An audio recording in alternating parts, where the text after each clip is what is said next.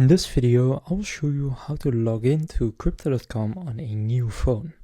So right here, I'm on a new phone and I already have an account on my other phone, and here is how you can log in. So first just go and download the app and then click login to existing account. Then you will need to enter your email address or phone number that is linked to your existing Crypto.com account. So I'll use my phone number. Then from there, click login. And then from there, they will send a code to that email address or phone number, which you can then enter. And then you also need to verify your email if you did it through phone first. So then just click open mail. And then you have an email that looks something like this. From there, just going to click login now. And after doing that, it will then redirect you to Crypto.com, where you need to enter your account passcode.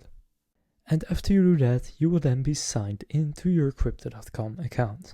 So that's how to log into your Crypto.com account on a new phone. If this video was helpful, please consider leaving a like and subscribing to my channel. With that being said, I will see you in the next video.